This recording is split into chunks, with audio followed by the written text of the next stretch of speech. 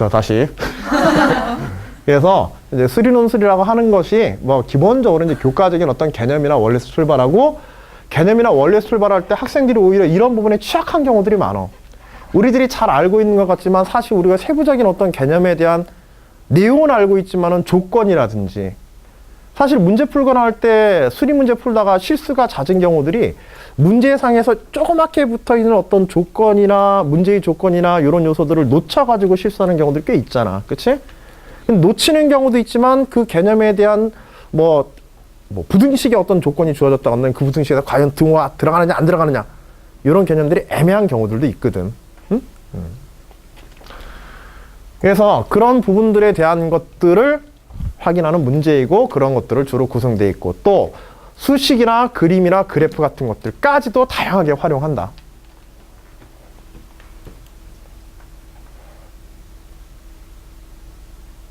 뭐 말 하나하나 어구를 풀어야 한 거지만, 어떤 논술에서 다루는, 수리논술에서 다루는 어떤 것이라고 하는 것, 그 대상이라고 하는 것은 서술해하거나 풀어내야 할 이제 주제, 우리가 흔히 이제 문제라고 부르는 거죠. 수리적인 문제.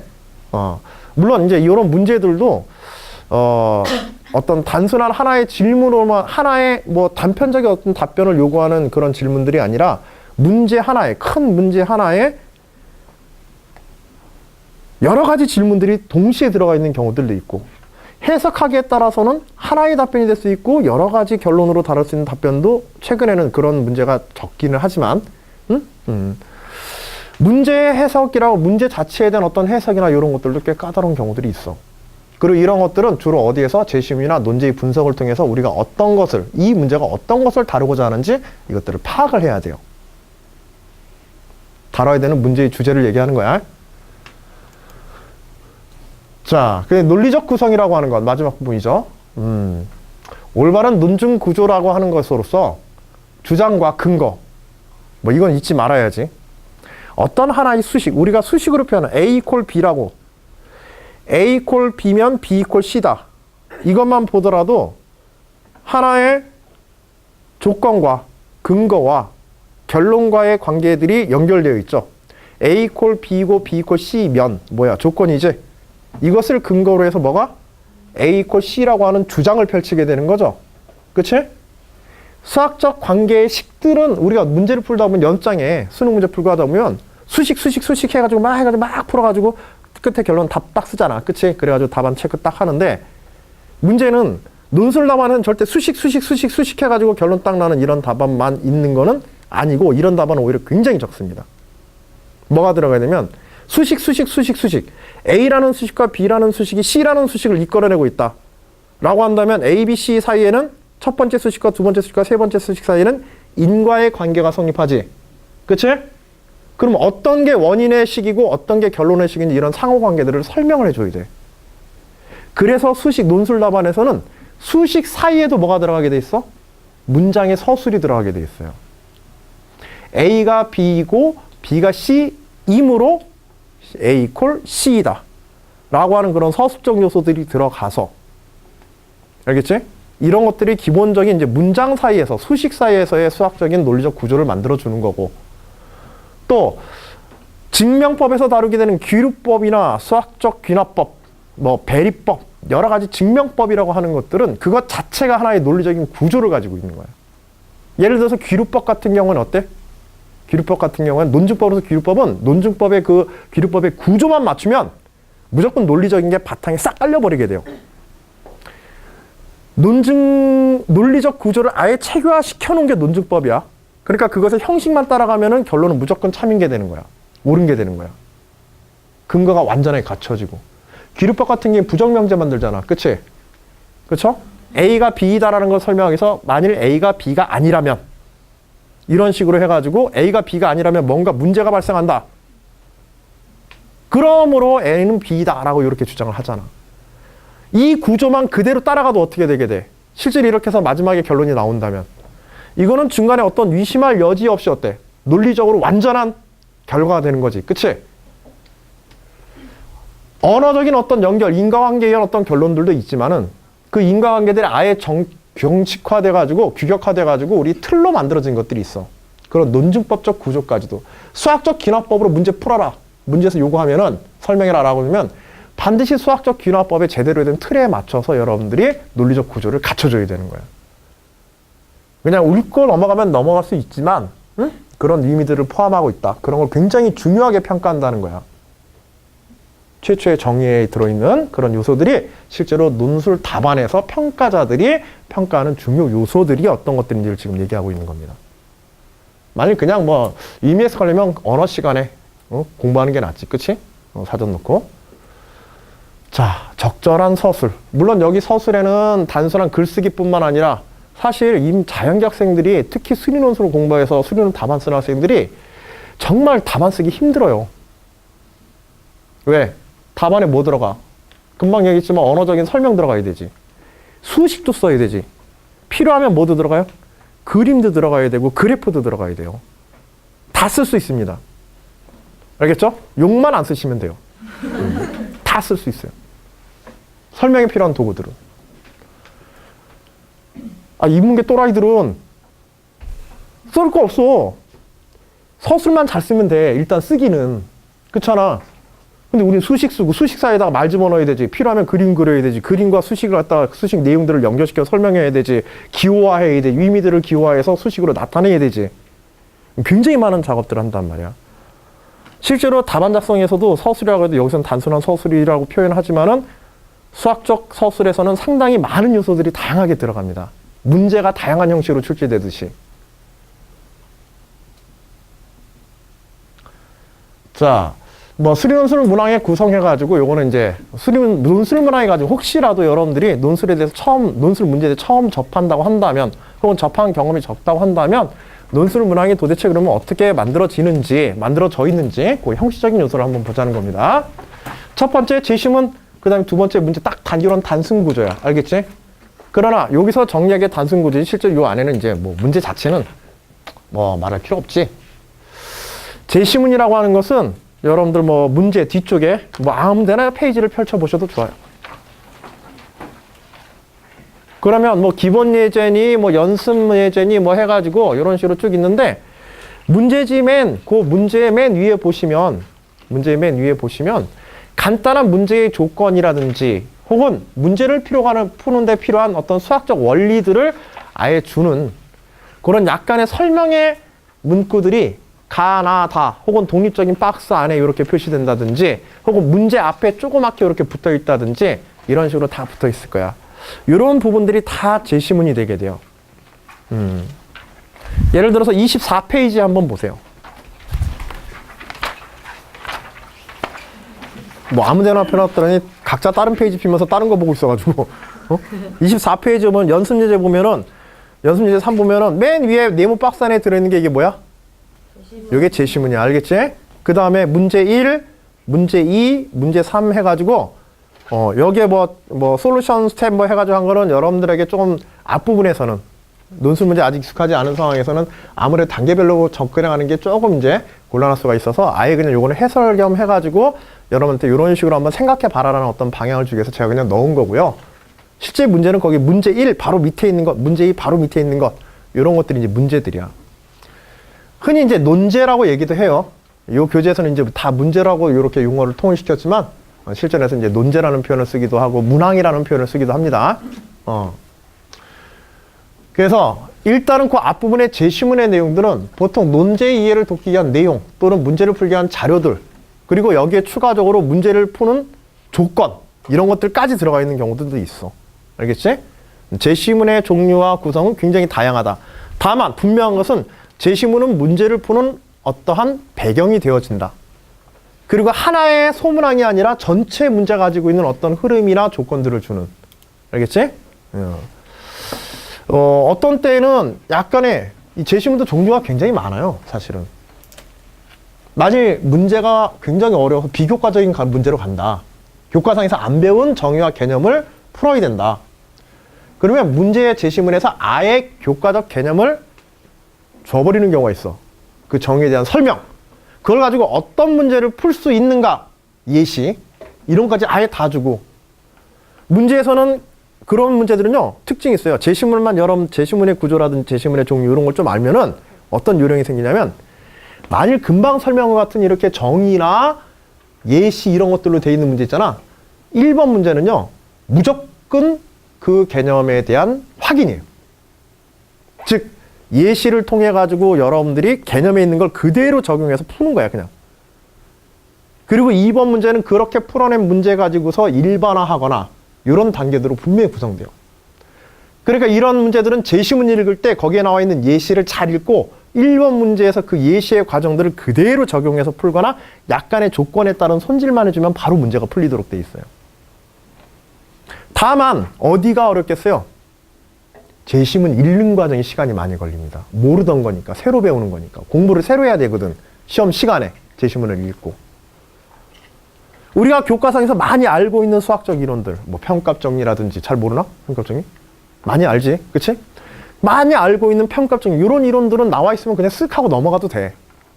그런데 그런 것들은 그걸 이용해서 문제를 풀어라라는 뜻이거든. 그러면은 얘는 문제에 대한 제한 요소가 되는 거야. 문제에 대한 힌트가 아니라. 수리적 문제를 푸는 방법은 굉장히 다양하게 존재할 수 있죠. 그치? 굉장히 다양하게 존재할 수 있어. 그 중에서 딱히 평균값 정리라는 방법만으로 이 문제 풀어라고 출제자가 이렇게 위도를 드러내고 있는 거야. 제시문상에서. 제시문이라고 하는 거는 문제를 풀어가는데 상당히 많은 정보를 주기도 하고, 여러분들이 앞으로 봐가는 문제들 중에서 제시문이, 이 제시문, 이 문제는 이런 제시문의 유형을 가지고 있다 라는 설명들을 할 때마다 이런 제시문에서는 이런 방향의 문제들이 출제되는구나, 이런 형식들만 조금 알아놔도 아무래도 문제에 대한 전체 구성에 대한 접근이라든지 속도가 조금 더 빨라질 수 있겠지. 그치?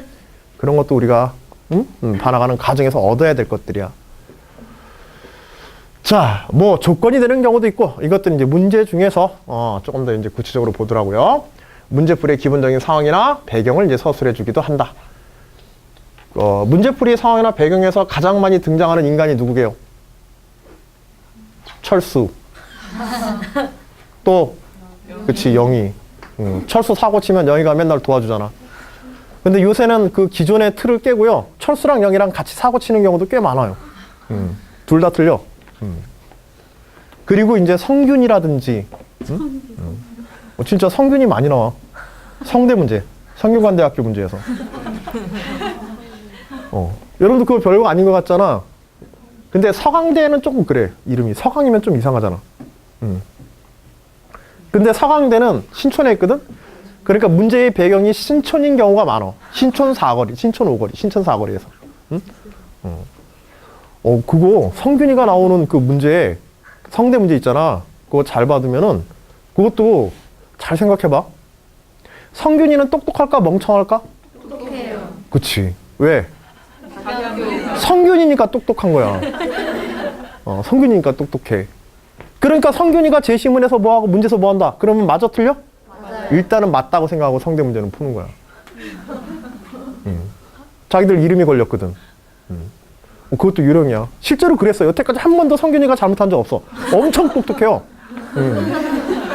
영희는 점점 나이 먹을수록 퇴색해가는데 이화, 성균이 얘네들은 똑똑합니다. 자, 여하튼지 그것도 정보야. 제시문에서 얻는 정보야. 교육과정 내의 용어나 이제 개념의 정의 같은 것들을 뭐 쓰기도 한다. 여러 학교에서 이제. 그럼 어떤 학교가 어떤 형식, 물론 이제 해마다 거의 유사한 형식으로 좀 진행되는 경향이 있긴 하지만은 딱 어느 하나의 형식으로 출제한다라고 얘기할 수는 없어. 알았어? 그래서 우리가 좀 다양한 형식에 대한 제시문에 다양하게 읽는 방법, 종류들 이런 것들은 이제 실전에 좀 쌓아가야 될 것 같고요. 제시문에서 문제 해결에 필요한 정보를 추출하고 문제 해결의 실마리를 잡아야 한다. 이건 뭐 당연한 얘기지. 제시문뿐만 아니라 모든 것이 다 문제에 대한 힌트야. 자, 물론 이제 제시문을 무시하고 계산을 해도 답이 맞는 경우가 있지만 경우에 따라서는 이런 경우에 좋지 않은 점수. 그러나 이걸 알면서도, 대부분은 이걸 알아요. 이걸 알면서도 어쩔 수 없이 자기가 아는 것으로 풀어가는 수밖에 없는 경우도 생겨. 알겠죠? 한 가지 얘기할 거는요, 논술 문제를 풀다가 문제에서 이렇게 풀라고 한 것 같은데 이걸로 잘 못 풀겠다. 기분 진짜 나쁘다. 응? 이 대학 가버리지 말까? 뭐 이런 생각이 들더라도 자기가 풀 수 있는 방법이 독자적인 그런 게 있다고 한다면 그냥 풀어버리세요. 감점이 되더라도. 알겠지? 우리는 논술에서 목표로 하는 거는요, 100점 만점을 목표로 하는 게 아닙니다. 알겠죠? 합격에 필요한 점수만 받으면 되는 거야, 기본적으로. 100점 받고 지방대 좋은 과 갈래? 80점 받고 서울대 의대 들어갈래?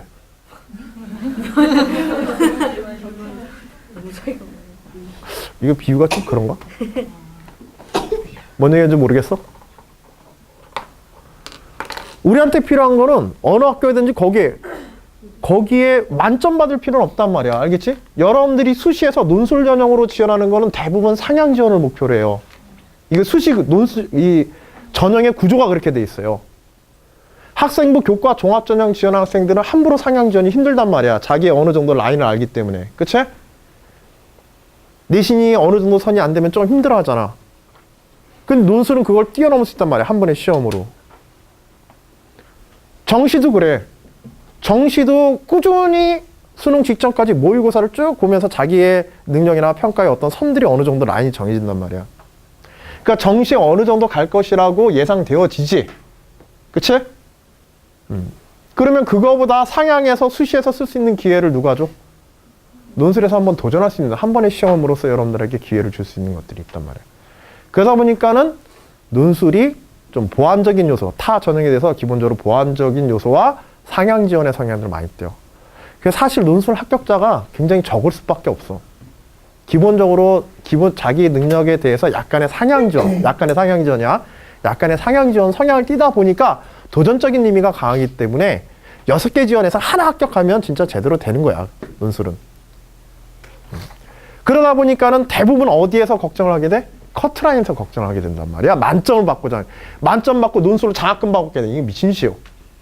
알겠죠? 80점 받고 내가 원하는 학과 혹은 내가 원하는 학교 여기에 가겠다라는 생각을 가져야 돼. 그래서 이런 경우에 내가 제시문에 무엇인가 혹은 문제에 묻던 요소를 놓친 것 같다.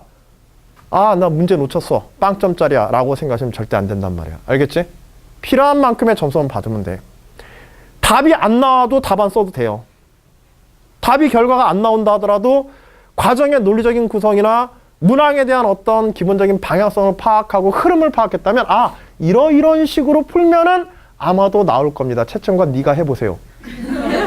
라고 쓰시면 안 되겠죠. 마지막만 잘 장식을 해주시면 이것도 분명히 논술은 과정의 평가라 그랬잖아. 그치? 결론이 조금 부족하고 잘 안 나왔다고 할지라도 방향성이 제대로 맞고 수리적인 근거나 분석력들이 어느 정도 갖춰져서 쓰기가 제대로 되어 설명이 되었다고 한다면 100점 만점에 60점 정도 이상은 나옵니다. 기본적으로.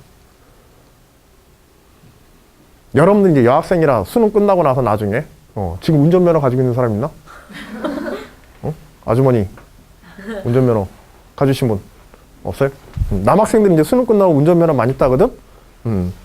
스쿠터 몰라고? 꿈이 자동차도 아니고 스쿠터 본다고. 그 수능 끝나고 나서 수능 끝나자마자 알바하고 싶대. 뭐 하고 싶냐니까 짜장면집 배달하고 싶대. 이건 그래서 스쿠터를 면접면허를 딴다는 거야. 여하튼 운전면허 딸 때 운전면허 요새 뭐 2종 1종 면허 점수가 70점이거든. 저 필기 점수가. 근데 운전면허 시험장 가면은요 한 100명 정도가 쫙 시험 봐요. 그리고 시험 점수가 그 자리에서 나와요. 이제 점수 쫙 찍으면은 OMR 카드, 요새는 뭐 전산으로 바로 하기도 하고, 그 다음에 OMR 카드로 써가지고 뭐 하기도 하는데, 바로 그냥 걷어가지고 짜르륵 해가지고 합격자 그냥 바로 나와버려. 근데 거기서 이제 제일 많이 박수 받는 사람이 누군지 알아? 만점자들. 쫙 불러요. 만점자 누구 일어나 보세요. 그러면 일어나요. 말은 잘 들어, 희한. 운전할 때는 말 절대 안 들으면서. 누구 일어나요? 그러면 딱 일어나. 그러면은, 아, 만점 받으십니다. 축하드립니다. 박수 한번 쳐주세요. 고생하셨어요. 그러면 대부분 아주머니들이 이제, 박수를 많이 받으시거든? 열심히 공부하셔. 박수 받는데, 그 박수 받는 와중에, 실제로 그 박수 받는 사람보다 더 기쁜 사람들이 있죠. 100점 받아서 합격한 사람이 아니라, 70점 받아서 합격한 사람. 저 구석에서 씩 웃고 있단 말이야. 에이, 잘했다. 나는 70점이다. 너나 나나 똑같은 거야. 나가봐야. 알겠지? 운전면허 하다가, 뭐 운전하다가 걸렸을 때, 아, 나 운전면허 100점짜리 출시자 막 이러고 할 수 있어, 없어? 해봐야 소용없는 거야. 응? 10점짜리 바꿔서 한 점 발로 쓱쓱 운전할 수 있으면은, 아, 그러면 안 되지. 우리가 논술에서 필요한 거는 여러분들이 상향전 성향에서 정말로 여러분들이 앞으로 문제 풀어가다가 다시 어렵다는 얘기 하는데요. 정말로 어려운 문제들 많이 닥칠 거야. 그 문제들에 대해서 7, 80% 정도만 이해하더라도 여러분들이 웬만한 목표로 하는 대학들의 합격들은 분명히 바라볼 수 있는 능력들이 되는 거야. 그래서 문제를 포기하지 않고 이런 어려움들이 닥쳐, 이건 실전에서 필요한 거야. 알겠지? 실전에서 이렇게 당장에 내가 뭐 문제에 대해서 적합하지 못하게 했다고 하더라도 절대 부족하게 느끼지 마시고 최선을 다해서 맺는 것까지 생각하셔야 돼. 이거는 100점을 위한 거고. 알겠지? 그렇다고 평상시에 무시하는 습관을 가지면 안 됩니다. 가능한 한 무시하지 않고 하도록 하고.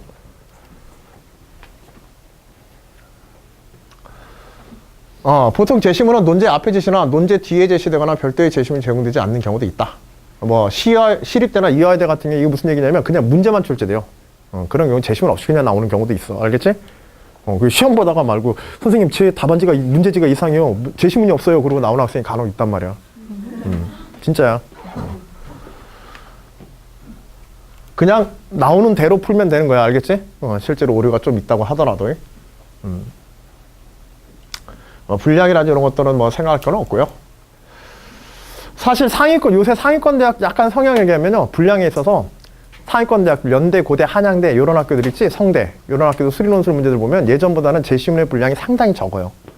제시문의 분량이 적다는 얘기는 설명을 많이 하지 않는다는 얘기지. 그치? 설명이나 정보를 많이 주지 않는다는 얘기야. 이건 무슨 얘기냐면 여러분들이 문제, 요새 출제 문제가 가능한 한 이제 교과 위주로 내용 구성을 좀 많이 강조를 하다 보니까는 수리적인 근본적인 원리가 비교과로 넘어가는 경우가 별로 없어. 그러다 보니까는 설명이 적어지는 거야. 대신에 이제 문제의 조건 혹은 문제에 사용하는 간단한 수학적 원리나 명칭 이런 것들만 촉촉촉 요약을 해놓고 제시문 짧아주고 아니면은 아예 그런 수리적 원리 없이 문제의 조건만 땅 하고 올려버리고 알고 있는 수학적 지식으로 이거 풀어라. 이 조건 하에서. 이렇게 되다 보니까는 제시문이 짧아져. 제시문이 짧아질수록 문제는 어려워져요, 사실.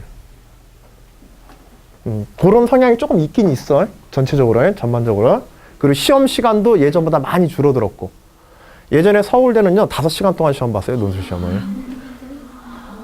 5시간 동안. 그리고 수리논술 문제 있잖아. 2008년도 서울대 수리논술, 수시 수리논술 문제 보면은요, 제시문만 A4 용지로 5페이지예요.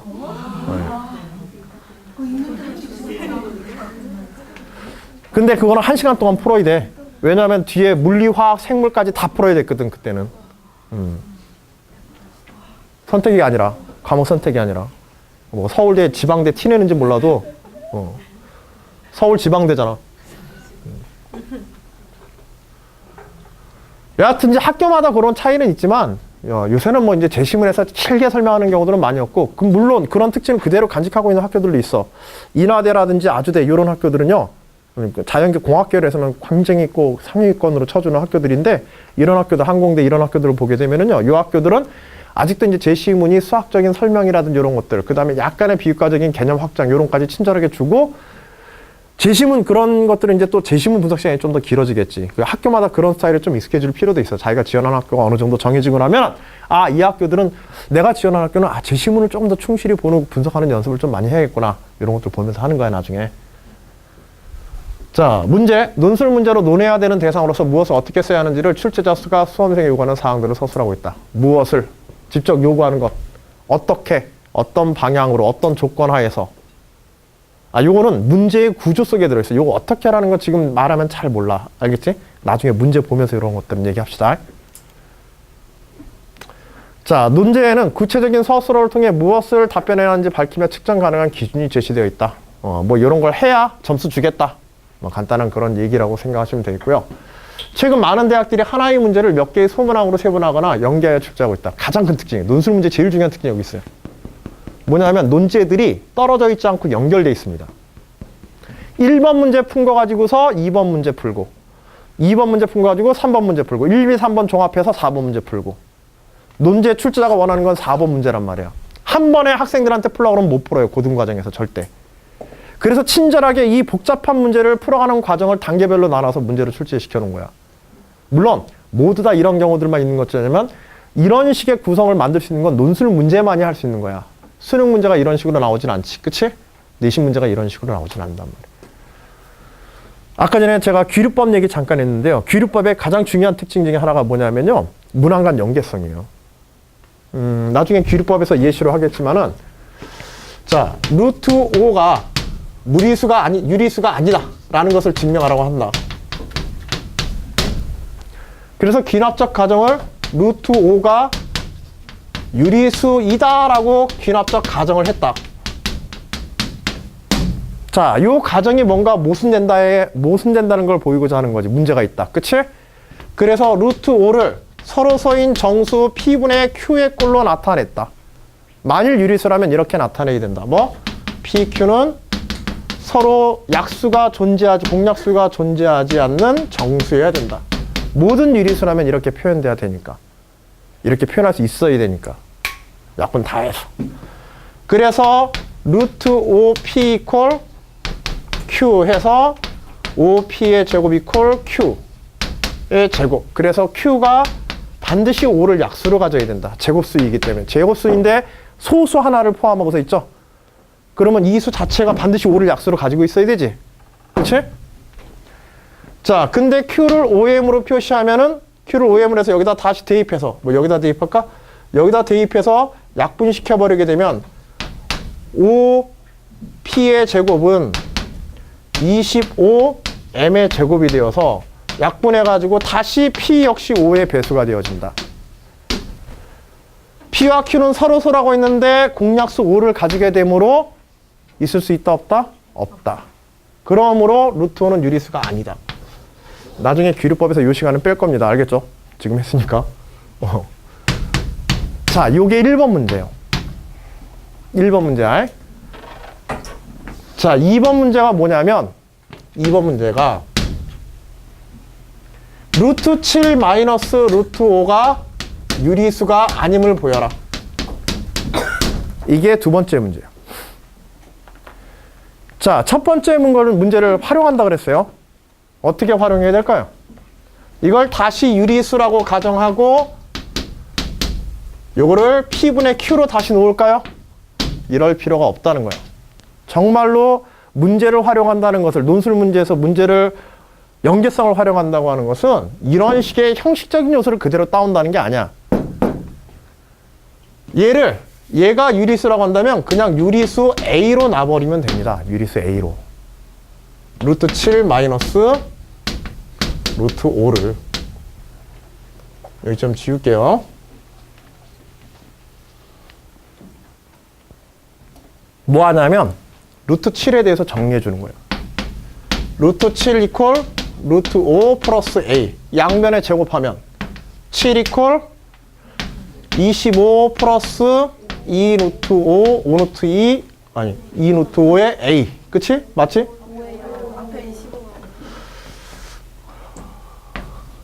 다시 안 그럴게요. 아니, 이게 하다 보면 잘 틀려요, 저도. 응? 막 이런 계산을 하다 보면. 정말 잘 틀려요. 자신 없어요. 때려치고 싶다, 갑자기. 자, 이렇게 됐지? 자, 이번엔 뭐 하냐면, 넘기고 정리하지. 루트 5에 대해서 정리해봐. 그래서, 2-A의 제곱. 2-A의 제곱에 2분의 A. 됐지? 자, 우변이 뭐예요? 우변은 유리수예요. 왜냐하면 A가 유리수이기 때문에. 좌변은? 좌변이 무리수인 건 어떻게 알아? 1번에서 증명했기 때문에. 그래서 이 결론은 뭐에 입에 된다? 루트 5가 유리수라고 하는 것은 1번에 증명된 결론에 위배되어지므로 성립하지 않는다. 그러므로 루트 7 마이너스 루트 5는 뭐다? 유리수이다. 요게 1번을 이용하는 거야. 논술 문제에서 문항간 연계성을 이용해서 문제를 푼다라고 하는 개념은 단순히 앞에 문제 풀었던 그 과정을 반복한다는 게 아니야. 알겠지? 그것의 결론이나 그것을 풀어간 과정상에서 어떤 논리적인 수학적 구조, 조건, 결과물 이런 것들을 뒷문제에 넘겨받고 하면서 문제를 확장하는 보다 더 난이도 있고 심도 있는 문제를 풀어가는 앞 단계를 갖다 발판으로 삼아서 진행한다는 뜻이야. 문제가. 논제의 구성이라고 하는 것들이 논술 문제에 이런 특징을 가지고 있다. 아주 중요한 특징이야. 그래서 논술 문제에서 흔히 논술 선생님들이 저뿐만 아니라 얘기할 때 논술 문제 푼다가 문제 잘 안 막힌다. 첫 번째 어디로 가라? 제시문으로 가라. 내가 놓친 거 없나? 제시문에 힌트가 없나? 두 번째, 그래도 안 풀린다? 어딘가에 힌트가 숨어 있을 것이다. 어디에 숨어 있을 것이다? 앞 문제에. 그치. 앞 문제. 뒷 문제가 아니야. 앞의 문제. 앞 문제 풀었던 것이 이 문제와 어떤 연계성은 없을까? 이런 것들을 고민하고 찾아보다 보면 거기서 뭔가 툭 하고 튀어나온단 말이야. 알겠지? 뭐가 튀어나와? 그치. 내가 원하는 대학이 튀어나오는 거지. 고석에서 그냥 통 하고. 70점짜리가. 100점짜리는 절대 안 튀어나옵니다. 그런 식으로 봐가지고. 자, 이게 이제 문제 연계성이라 하는 거야. 논술 문제의 특징으로서. 알겠지? 그런 특징을 하나 그냥 간단하게 보여드리기 위해서 미리 기술법에 관한 포함된 설명을 했으니까 저건 나중에 간단하게 더 보여드릴 거예요. 아시겠죠? 지금 정리하려고 너무 애쓰지 마시고. 자, 문제 해결 과정에서 문제의 이해, 뭐 이거는 제시문이나 논제를 통해서 뭐 이거 왜 뭐 단계 해가지고 이렇게 뭐 좀 구별해놨는데 사실 큰 의미가 있지는 않아요. 수리논술에서는. 그냥 수리논술은 일단 문제 푸는 거예요. 다른 거 없어요. 제시문이라든지 이런 것들, 제시문과 논제를 보고 문제를 정확히 이해하고 그 다음에 어떻게 풀 것인가 계획을 세우고 개요를 간단하게 작성한 후에 답안 쓰기. 근데 사실 이 개요 작성이란 이런 것들은 실전에서는 이게 쓰기가 힘들어요. 이런 것들은 시간 많이 잡아먹고요. 알겠지? 그래서 해결 전략을 수립한 후에 연습장 혹은 문제지 여백. 연습장을 따로 못 들어가지고 가요. 실제 시험에서는요. 알겠죠? 그리고 연습지를 따로 주지도 않습니다. 답안지 교환도 안 해줘요. 알겠죠? 그래서 문제지의 여백을 사용해서 뭐 인하대 같이 특별히 연습장을 주는 경우가 있긴 하지만은 그런 예외적인 경우들 제외하고는 대부분은 문제지 여백을 사용해서 여러분들이 문제 다 풀어야 돼. 그리고 여기서 개요 작성이라는 거는 그렇게 했었을 때 이 개요 작성은 그렇게 산만하게 그렇게 풀리고 정리된 그 과정들을 갖다가 체계적으로 뽑아내는 거야. 내가 답안에 뭘 쓸까? 그런 것들이 개요 작성 정도라고 생각하시면 돼요. 답안 작성하기 전에 이거는 반드시 생각을 하고 들어가야 돼요. 중요하지 않다라는 게 아니야. 알겠지? 실전에서 이걸 일일이 다 쓰기 힘들다는 뜻이고 실제로 여러분들이 답안 쓰다 보면은 이런 부분들이 굉장히 귀찮아질 거야. 그래서 이것들을 해나가는 게 아니라 내가 뭘 쓸까를 여기서 뽑아낸다. 문제를 풀고, 알겠지? 문제를 풀고 방향 잡고 풀고 거기에서 내가 뭘 쓸까를 체계적으로 뽑아서 정리할 요소를 중심으로 문제를 풀기 위한 요소가 아니라 정리하기 위한 단계로서 이걸 정리하는 걸 갖다가 생각하시라는 얘기야. 밑줄과 번호만 붙여서라도. 알겠지? 1번, 2번, 3번, 4번 이런 순서로 논리적으로 답안 써야지. 그런 식으로 해가지고. 그거 가지고 그래서 마지막에 답안 작성까지 이렇게 완성이 되어지는 거야. 결론. 잘 풀고 잘 쓰자. 밖에 없네. 응?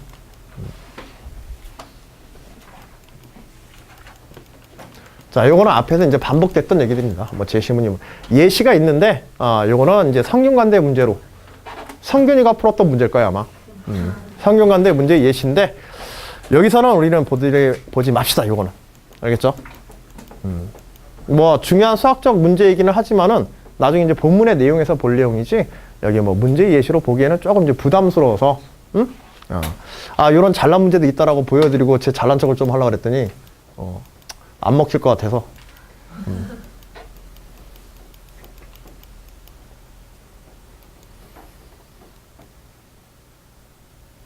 뭐 하나 볼까 그래도?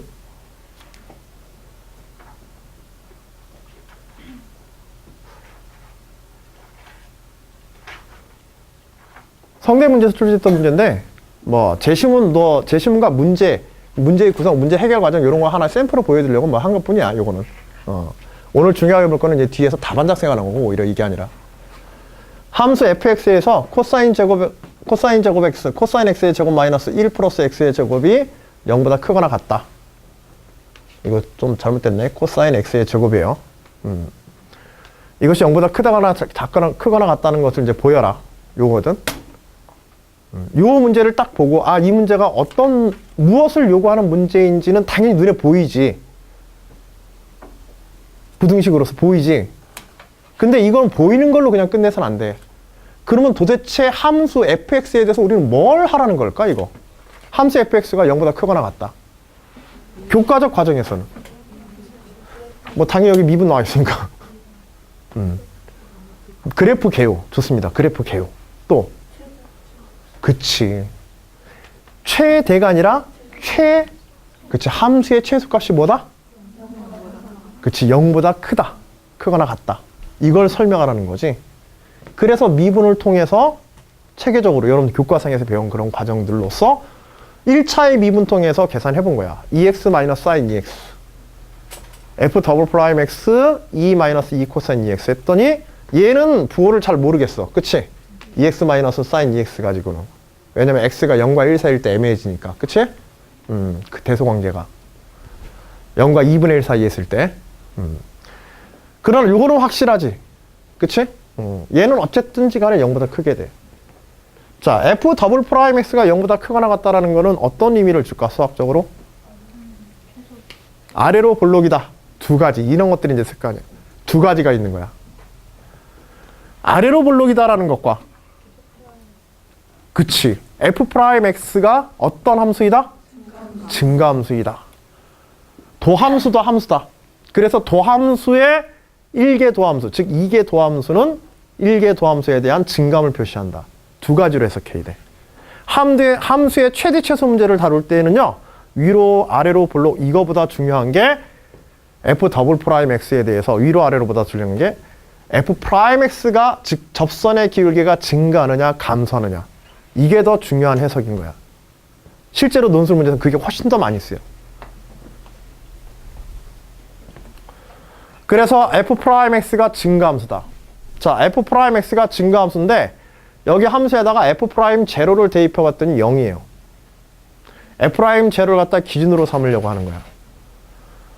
f 프라임 제로가 0이면서 f 프라임 x가 증가함수라면 만일 x가 양수일 때, 0보다 큰 수일 때, f가 0보다 큰 수에 있다면 f 프라임 x는 증가함수니까 f 프라임 x는 양수겠지.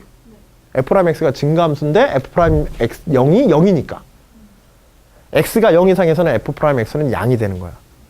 자, f 프라임 x가 양이니까 fx는 무슨 함수야? 증가함수. 최대 최소 문제 이렇게 다뤄가는 거야. 논술 문제에서는. x가 음일 때 증가해서 0이 돼야 되지, 이번에는.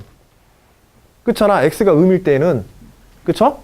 음에서 증가해서 x가 0이 되는 순간에 0이 돼야 되잖아.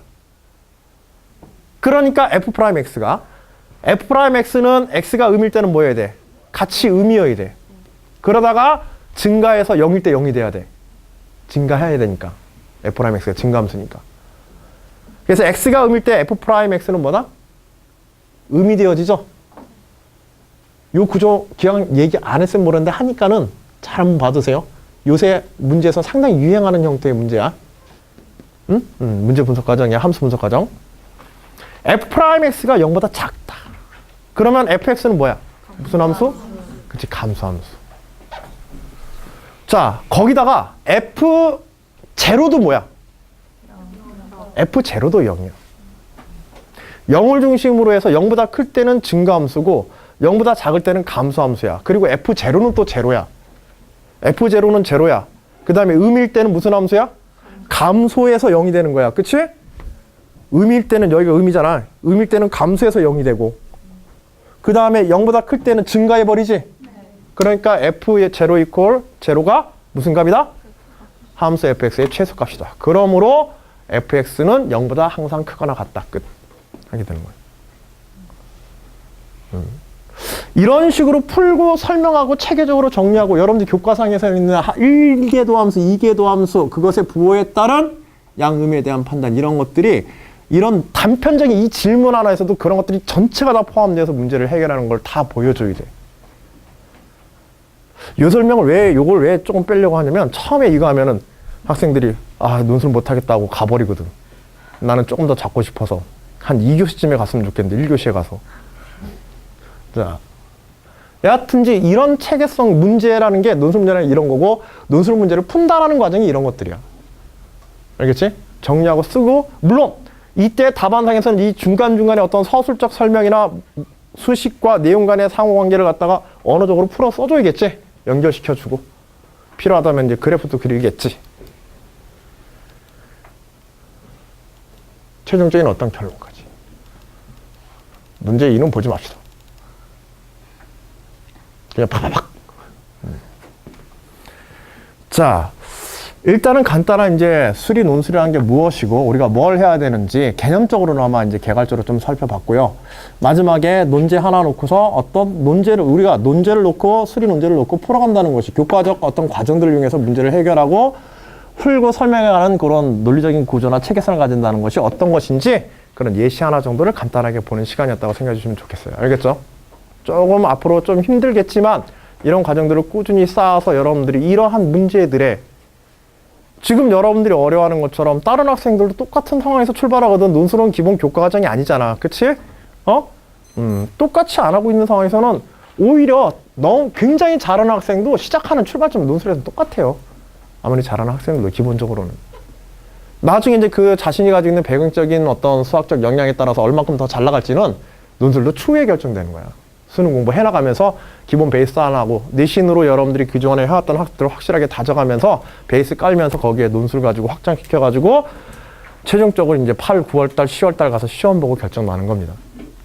거기에 어떻게 보면은 약간의 새로운 출발점이 되어질 수 있는 새로운 도전에 대해서 그런 것들이기도 하고요.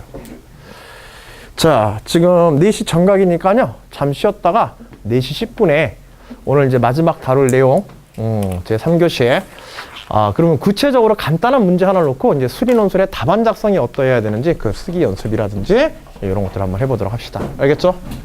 그래요. 수고 많으셨습니다. 잠깐 쉬었다 할게요. 혹시 궁금한 사항이나 질문 사항이 있으면 설문지에다가 틈나는 대로 이렇게 기록을 해두세요.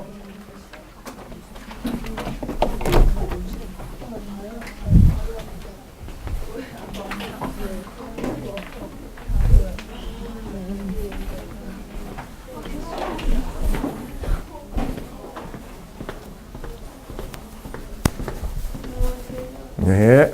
안 추워? 네, 복도 추운데.